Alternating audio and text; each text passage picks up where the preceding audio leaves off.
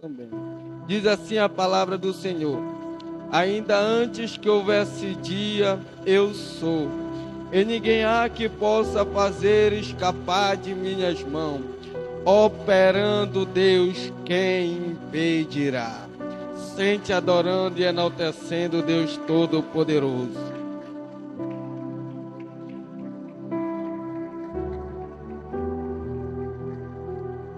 O texto a qual nós acabamos de ler e tomamos por base vai nos trazer grandes revelações de Deus para os nossos dias atuais. Pois nós estamos diante de uma palavra que ela é conforto para o coração aflito. Ela é travesseiro para as noites de insônia. Nós estamos diante de uma palavra que levanta o cansado, fortalece o caído, levanta também o caído. Nós estamos diante de uma palavra que ela nos encoraja quando estamos com medo. Ela é escudo quando estamos sob ataque, mas também ela é espada contra os nossos inimigos. E essa palavra pela qual nós devemos andar, é a verdade em que devemos crer, é o caminho em que devemos seguir, porque Jesus, ele é o caminho inerrante, ele é a verdade infalível, ele é a vida infindável, e todos aqueles que trilham por esse caminho do Senhor Jesus Cristo entrarão pelos portões celestial. Quem crê nessa palavra, diga amém. O texto de Ezequiel, capítulo 43, todos nós sabemos que ele é especialmente para Israel. Ezequiel 37, Isaías também 43. Mas nós podemos trazer para os nossos dias atuais. Deus, ele levanta Isaías há 2.700 anos atrás com uma palavra de ânimo, de fortalecimento, de esperança para o povo. E que palavra era essa? Isaías capítulo 43, versículo 1 diz: mas agora assim diz o Senhor que te criou, ó Jacó, e que te formou, ó Israel.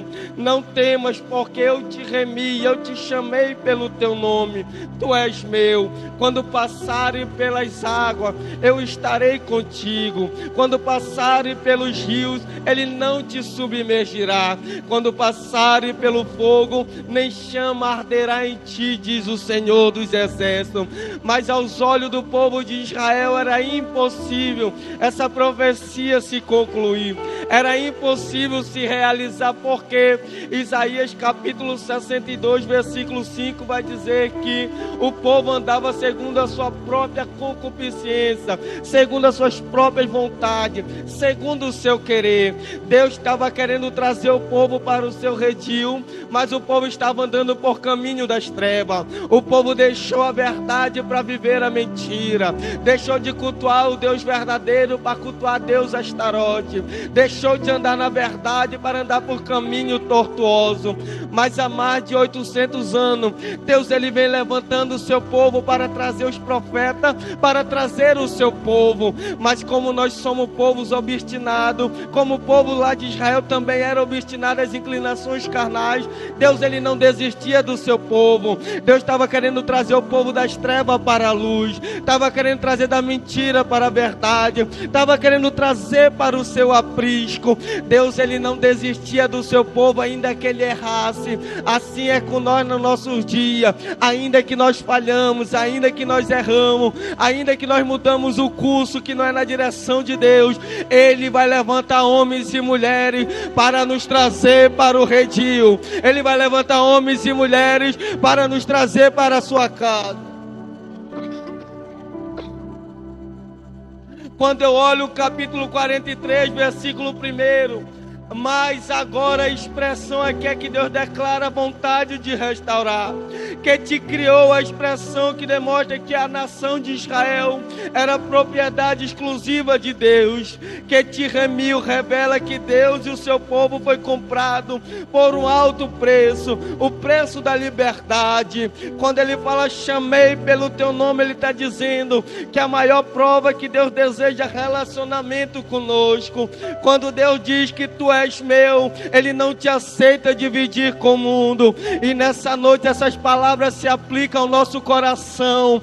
Mas agora Deus está dizendo que Ele declara a vontade de restaurar a tua intimidade com Ele, de te restaurar o teu relacionamento com o céu. Ele está dizendo: é agora, é hoje. Ele quer restaurar a família, constituir lares, quer repreender toda a fúria do adversário. Quando Deus fala que Ele que te criou, não foi, você não é fruto da teoria do evolucionismo de Charles Darwin, não. Você é fruto do criacionismo de Deus. Quando Deus, em Gênesis capítulo 2, versículo 7, Ele cria o homem do pó da terra e sopra o fôlego de vida sobre ele. Você é criatura do céu, você foi criado por Deus, foi Ele que te gerou,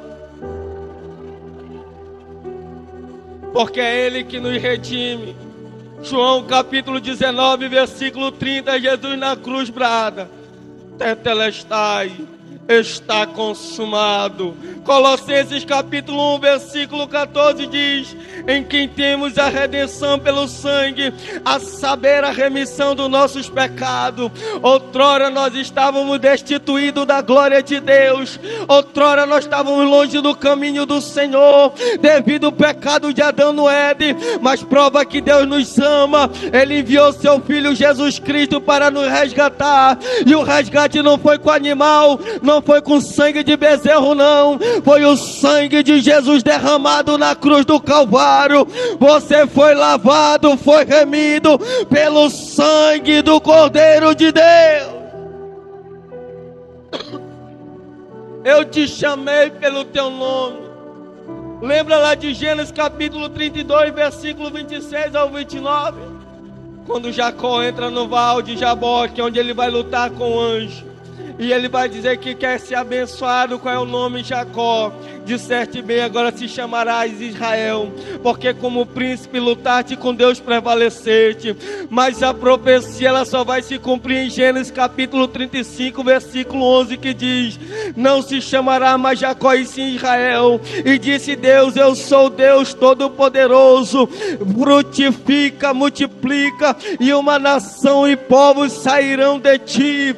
Veja que Deus ele fez a promessa, Deus mudou o nome, mas a promessa só se cumpriu tempos depois. Assim é na nossa vida. Deus me trouxe aqui para dizer para alguns crentes nessa noite que a promessa ainda está de pé. O que Deus te prometeu Ele vai cumprir, o que Ele falou Ele vai fazer, no tempo determinado vai se cumprir.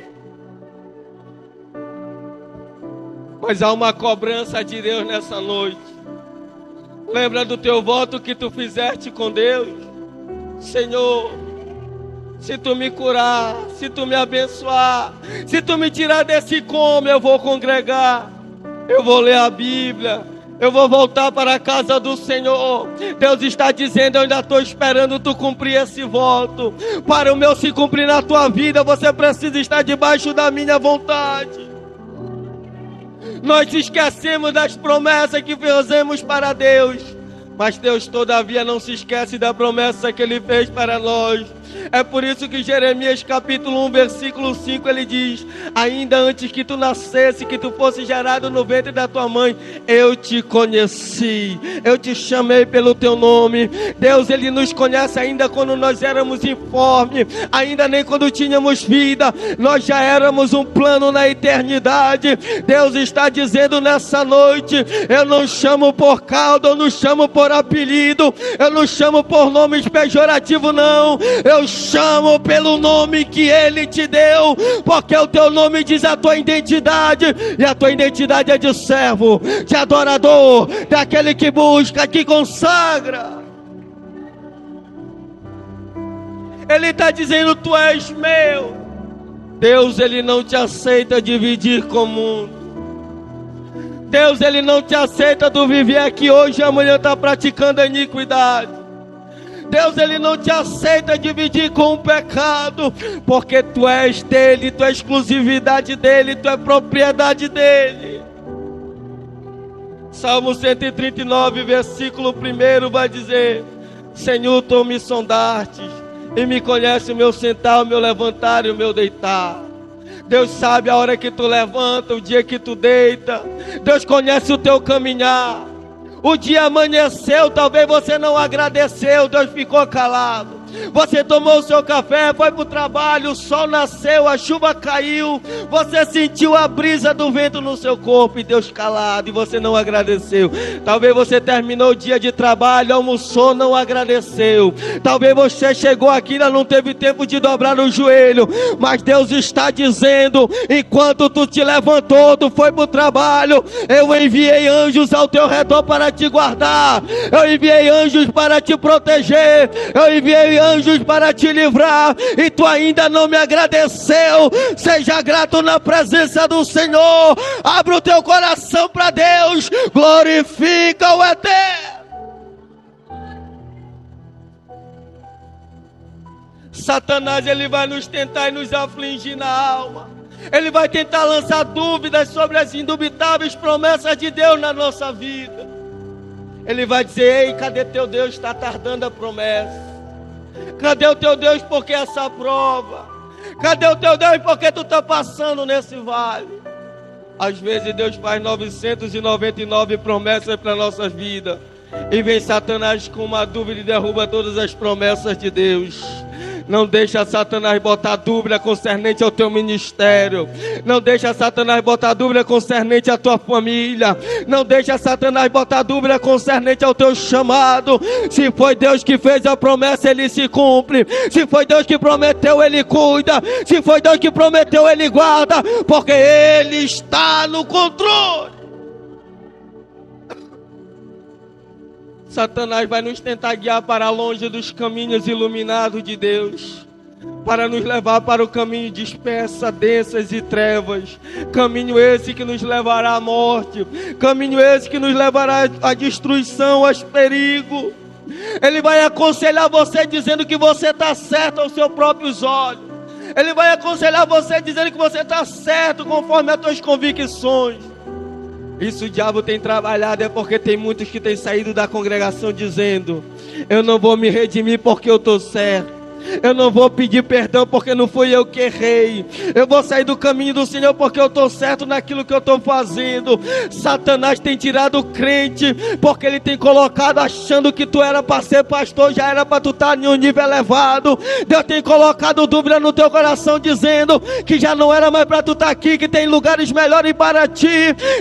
Satanás vai colocar dúvida dizendo que tem outras igrejas te esperando, mas Deus está dizendo: eu sou Deus Todo-Poderoso, permaneço na minha igreja, não compactuo com incredulidade e nem com as tuas convicções. O que prevalece aqui é a vontade de Deus.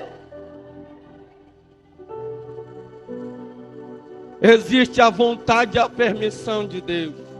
A vontade de Deus, ela é perfeita, boa e agradável, é a melhor. E a permissão de Deus, pregador, qual é? Às vezes Deus permite nós sair da igreja. Às vezes Deus permite nós acharmos que estamos certos, para nós quebrarmos a nossa cara e nos frustrarmos, e saber que Ele estava certo. E ainda tem crente que diz que é o diabo que está furioso. Tem coisa que o diabo não tem nada a ver, são escolhas erradas nossas. É tempo de assumir o nosso erro, é tempo de dizer que nós errou, é tempo de dizer que nós falhamos, porque nós somos seres humanos que erra, que falha, mas também sabe reconhecer. É tempo de assumir a chamada. Deus, Ele nunca nos desamparou. Deus, Ele nunca nos abandonou. Pelo contrário, Ele quer nos conduzir aos portões celestiais. Salmo 27, verso 10. Ainda que o teu pai e tua mãe te abandone, todavia eu, o Senhor, te acolherei. Hebreu capítulo 13, versículo 5, parte B. Nunca te deixarei e nem te desampararei. O homem nos abandona, o homem se esquece de nós, o homem promete e não cumpre. Mas Deus, todavia, Ele permanece fiel. Deus, todavia, Ele permanece quem Ele é. Ainda que eu erre, ainda que eu fale, Ele permanece o mesmo. Números 23, 19. Deus não é homem para que minta, e nem filho do homem para que se arrependa. Tendo dito, ele não faria; tendo falado, ele não cumpriria. Mateus 24:35, céus e terra passarão, mas a palavra do Senhor não há de passar. O que ele prometeu, ele vai cumprir. Mas a promessa existe, só depende de mim e de você para se cumprir. Porque existem promessas incondicionais e existem promessas condicionais. As promessas incondicionais somente dependente de Deus, mas a condicional depende da nossa conduta diante do Senhor. Será que estamos trilhando certo? Será que estamos fazendo a vontade? Será que estamos fazendo o que Deus nos pede? Se nós estamos fazendo, as promessas virão na nossa vida.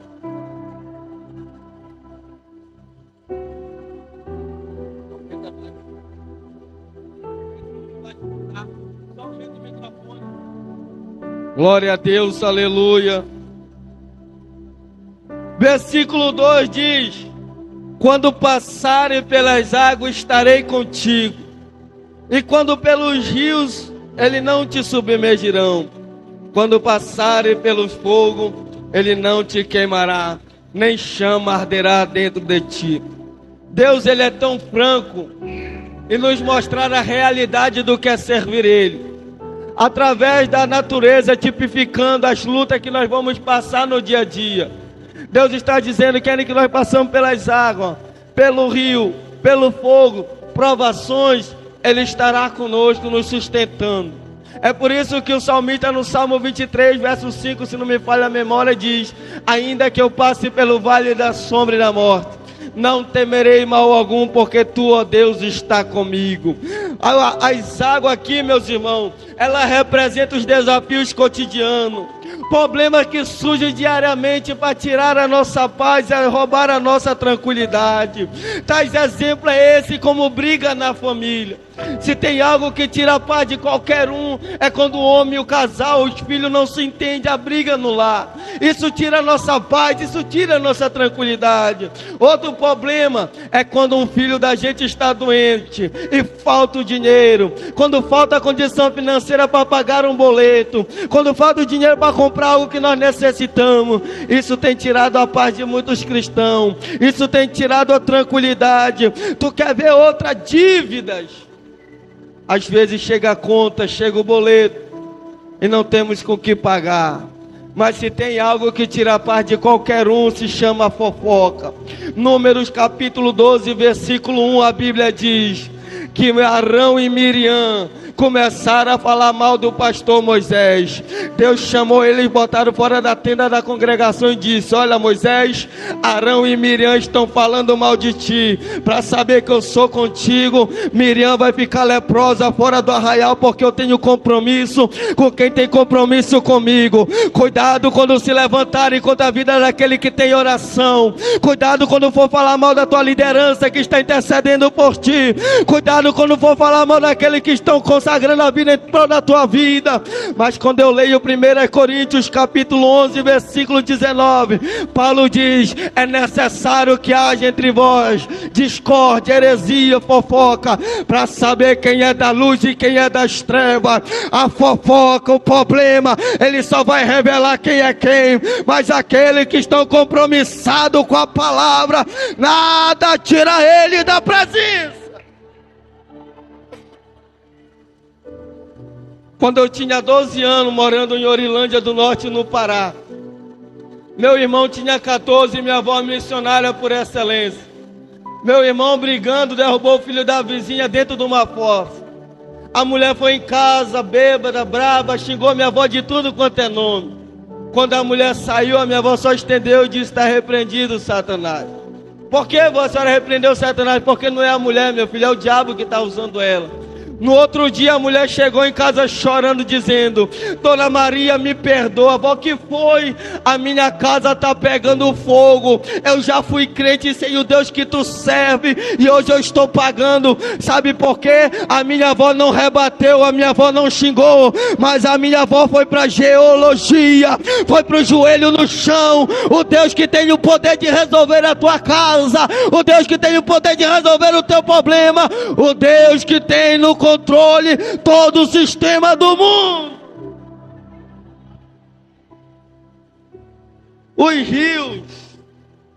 Os rios ele denota as lutas duradouras, que persiste mais, aquela na qual a gente tenta resistir, mas a gente só vence através da oração, da fé em Cristo e de fidelidade com Deus. Os rios são como as águas do rio, literalmente, ela tenta nos arrastar para o abismo da morte, ela tenta nos tirar da presença do Senhor, ela tenta nos tirar da escada do Senhor. E tais exemplos, esses são as lutas espirituais. Aquela guerra que nós travamos aqui, entre nós mesmos. Aquela vontade de desistir. Aquela vontade de parar. Aquela vontade de abandonar o ministério. Aquela vontade de pensamentos malignos dizendo que você não nasceu para vencer, que você nasceu para sofrer, que você tem que tirar a própria vida, que você tem que buscar o suicídio. Essas são os rios, são as lutas diárias que muitos cristãos muitas das vezes estão travando batalha. Se não estiverem alicerçados em Cristo, eles perdem a batalha. É por isso que o Salmo 42 verso 7 vai dizer que um abismo chama outro abismo. O que é isso? Um problema chama outro problema. Quem foi que falou? Davi. É por isso que no Salmo 42 verso 5 ele diz: porque te abates, ó minha alma, porque te entristece dentro de ti, espera em Deus, pois ainda o louvará. Tiago capítulo 1 versículo 12 até o 14 diz que Deus ele não tenta ninguém, mas cada um é tentado segundo a nossa própria concupiscência, segundo nossos desejos, mas Deus ele nos prova para depois ser aprovado. Deus está dizendo nessa noite: segura mais um pouquinho, aguenta mais um pouquinho, não desista, não pare. Lembra de Josué capítulo 3 versículo 14? E o Jordão estava na enchente. E agora como é que nós vamos passar? Deus dá uma ordem: põe a arca. Quando o sacerdote pisou, o rio Jordão se abriu. O que é isso? O que abre todo impedimento e todo caminho na minha e na tua vida ainda é a presença do Senhor. É tempo de nós buscarmos a presença do Senhor para nossas vidas, para nós vencermos as lutas espirituais, para nós vencermos os pensamentos malignos, para nós vencermos todas as barreiras que se levantam contra a nossa vida. O fogo ele representa o mais grau elevado de dificuldade. Só vai passar pelo fogo, pelo problema do fogo, aquele que já está experiente com as águas, aquele que já está experiente com o rio. Um novo convertido ele nunca vai passar pela prova do fogo. Essa é para aqueles crentes que já estão há muito tempo na congregação, que já têm experiência com Deus, que já tem intimidade com o deserto, que já sabe enfrentar as lutas do dia a dia. E esse tipo de fogo ele representa a expectativa, a frustração que muitas vezes colocamos no homem e nós nos decepcionamos. Às vezes até a vontade de parar a caminhada ministerial, às vezes a vontade de desistir do evangelho, às vezes a vontade de desistir de ser crente, porque parece que as lutas estão grandes, a prova parece que não acaba, o deserto parece que não tem fim, o vale parece que cada dia mais está mais fundo. Mas Deus está dizendo que esse tipo de prova ele só vem para aquele que já está experiente com as águas, aquele que já está experiente nos rios. Os rios não vão te afogar, as águas não vão te submergir, o fogo não te queimará. Lembra dos amigos de Daniel? Misael, Ananias e Azarias, em Daniel capítulo 3, versículo 16. Quando foram jogar ele dentro da fornalha, aquele que foram para matar antes de chegar morreram. Deus já estava dando livramento antes. Quando Daniel quando Misael, Ananias e Azarias, eles entraram na fornalha de fogo ardente. Aquela corda que amarrava pé e mão, o fogo só serviu para livrar eles. Deixa eu liberar uma profecia para a tua vida. O mal que fizeram contra a tua vida, ele não vai te parar, mas ele vai fazer te caminhar. Deus, ele não te livra dentro da fornalha, mas Deus, ele te livra antes de entrar na fornalha. Dentro da fornalha, ele passeia com o crente dizendo: eu pego na tua mão, eu te fortaleço. Não desista, não para, é tempo de caminhar. Aleluia. Quem está entendendo, diga glória. Versículo 5 vai dizer assim: não temas, porque eu estou contigo. Como é que nós não vai temer, irmão, o dia mau? Essa natureza tem sentimento. Nós não somos homens e mulheres de ferro. A gente choramos, temos dor, temos medo. A gente nos frustramos. Às vezes a gente teme o dia mau quando chega na nossa vida. Aleluia. Mas Deus está dizendo que é para você não temer. Isaías 41, versículo de número 10 diz: não temas, porque eu sou contigo. Não te assombre, porque eu sou teu Deus. Eu te esforço, eu te ajudo, eu te sustento com a destra da minha justiça. Josué capítulo 1, versículo 9: não temas, porque eu sou contigo. Deus está dizendo: não é tempo de temer a luta, não é tempo de temer o problema, não é tempo de temer a morte. O próprio Jesus disse: não temeis o que mata o corpo, mas antes temai aquele que tem o poder de matar o corpo e lançar a alma no inferno. O mal não é para te parar, o mal não é para te desistir, o mal não é para você fracassar. Não temas o dia mau, não temas as lutas, não temas as provações, mas confie em Deus, que Ele te dará escape de vitória e livramento. Isaías capítulo 43, parte A, versículo 3: ainda antes que houvesse dia, eu sou. Salmo 90, verso 2 vai dizer: antes que tu formasse a terra e o mundo, sim, de eternidade em eternidade tu és. Quando Deus ele tem um encontro com Moisés em Êxodo 3, que ele aparece na sarça, para Abraão, para Isaac e para Jacó, Deus ele se manifestou como El Shaddai, o Deus Todo-Poderoso. Mas para Moisés ele se fez conhecido. Ele disse: quem tu és? RR, Axé, RR. Eu sou o que sou, eu sou o que serei. Em João ele nos parafraseia o que ele é na nossa vida. Ele é o pão da vida, ele é a luz do mundo, ele é a videira verdadeira, ele é a vida, ele é a morte, ele é o caminho, ele é a verdade. Deus está dizendo: eu sou aquilo que tu necessita para a tua vida, eu sou aquilo que tu necessita para o teu ministério, eu sou aquilo que tu necessita para a tua casa. Isaías capítulo 57, versículo 15. Deus ele está buscando relacionamento com o seu povo. Diz assim: porque assim diz o alto e sublime, que habita na eternidade, cujo nome é santo. Em um alto e santo lugar habito, e também com os contritos, abatido de espírito, para vivificar o espírito do abatido, para vivificar o coração do contrito. Deus ele está buscando relacionamento com a sua igreja. Ele está dizendo que ele habita nas alturas no trono, mas também ele anda do lado daquele de coração contrito, daquele de coração aberto. É por isso que o salmista vai dizer: ó Deus, tu não resiste a um coração quebrantado, tu não resiste a um coração contrito.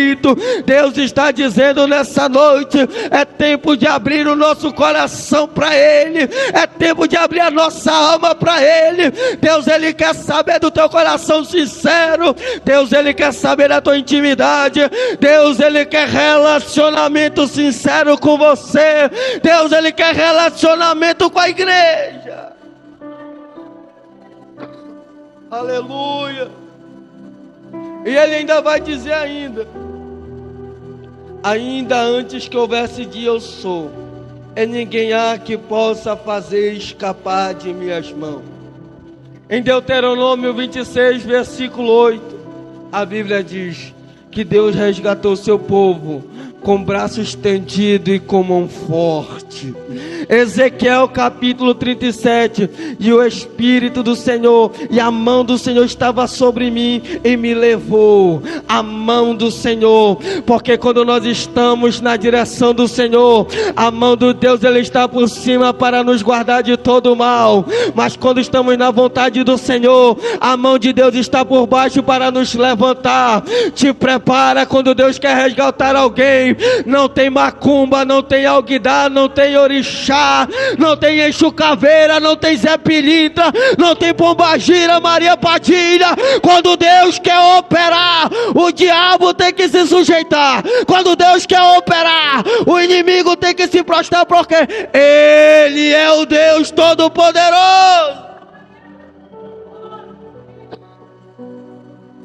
Aleluia, fique de pé comigo. Operando Deus, quem impedirá? Nada pode impedir o agir de Deus. Em João capítulo 11, versículo 43, Lázaro já estava morto há mais de 3 dias, e o Senhor disse uma palavra e ele ressuscitou. Lucas capítulo 13, versículo 10, a mulher encurvada há 18 anos, Deus disse uma palavra, ela ficou direita. Lucas capítulo 7, versículo 11, o filho da viúva de Naim morreu, Deus apenas tocou no esquife e lançou a palavra e ele ficou de pé. Quando Deus quer operar, o diabo não vai frustrar. Quando Deus quer operar, não tem morte que não vira vida. Aonde Deus chega, o que era torto fica reto, aonde era mentira se torna verdade, aonde era campo de guerra é campo de paz. Aonde Deus chega, o sobrenatural dele acontece. Hoje é noite de Deus restaurar os teus sonhos, hoje é noite de Deus buscar relacionamento, hoje é noite de se voltar para Cristo.